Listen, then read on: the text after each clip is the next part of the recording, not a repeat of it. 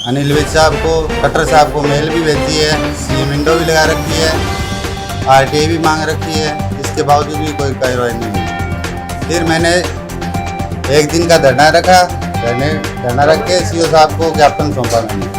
मेरे पास है इसका ठोस सबूत। इसके अंदर क्या है, इन्होंने 2012 के अंदर एक केस है, मेरा खुद की सोसाइटी थी, पवन कुमार शर्मा के नाम से मेरे फादर साहब हैं। तो उसके अंदर क्या है कि उस टाइम 2012 के अंदर इस मिल्क प्लांट का जो डायरेक्टर था वो महेंद्र पूनिया था। उसके अंदर सीएम विंडो के अंदर एक रिपोर्ट है जिसकी मैं आपको दिखाना चाहता हूँ।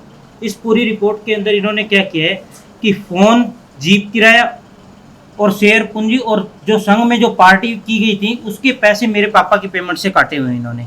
उसकी एक कॉपी मैं आपको दे देता हूँ यहीं।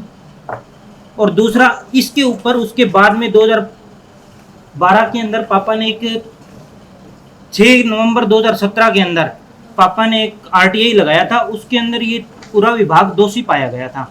उसकी एक रिपोर्ट मैं आपको अभी दे देता हूँ। और दूसरा ये जो सीएम विंडो की जो कार्रवाई थी सीएम 2017 के अंदर 108/642 इसके अंदर है। मैंने पूरी 1 साल तक 2 साल तक ये कंप्लेंट चली है मेरी। 14/6/2019 को इन्होंने अपने आप इसको क्लोज कर दिया।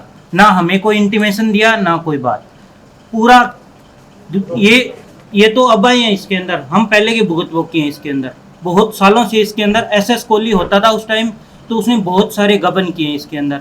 अब ये क्या करते हैं, सीएम सब्सिडी के थ्रू 5 रुपए का जो इनका सिस्टम है ना, वो आधे आप खाते हैं, आधे किसी संचालक को देते हैं। ये वीटा मिल्क प्लांट में भ्रष्टाचार का मामला है। वीटा मिल्क प्लांट में भारी गबन हो रहा है। इसमें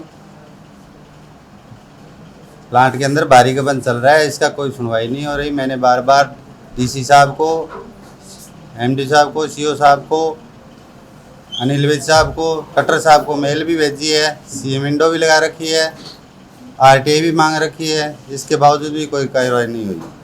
फिर मैंने एक दिन का धरना रखा, धरना रख के सीओ साहब को ज्ञापन सौंपा मैंने। सीओ साहब को ज्ञापन सौंपने बाद उन्होंने उनको 1 हफ्ते का टाइम दिया था। अभी 1 हफ्ते के अंदर आप हमारी समस्या सुनते हो तो ठीक है, नहीं तो हम 17 तारीख से धरने पर बैठेंगे, पड़ाव डालेंगे। हमारी कोई सुनवाई नहीं हुई। फिर हमने वहाँ अपना पड़ाव डाल दिया। 17 तारीख को धरने पर बैठ गए सभी। उसके बाद कोई अधिकारी हमारे पास आया नहीं। एक दिन अधिकारी कुछ आए थोड़े बहुत, वो अपनी ऐसे वैसे बोल के चले गए।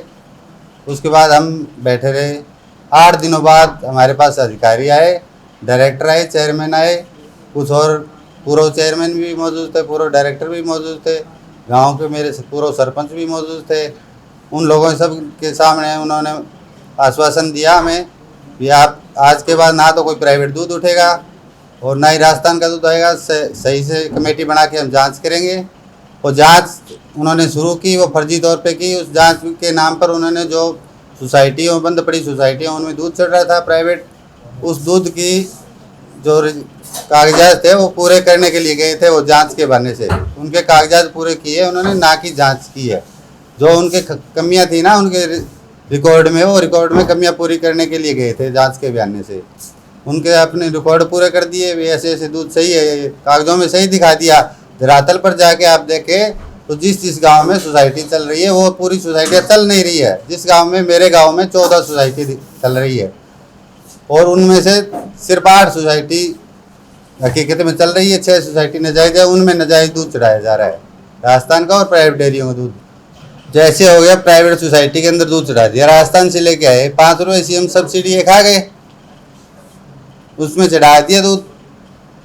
5 रुपये सीएम सब्सिडी खा गए। इनकी मिली भगत सेटिंग किए रखते हैं। इनकी सह बगैर कोई सहकारी समिति की हिम्मत नहीं है, ना बीएमसी की ना एमसीसी की हिम्मत है भी ये घपला कर जाए। इन्होंने सह दे रखी है, छूट दे रखी खुली।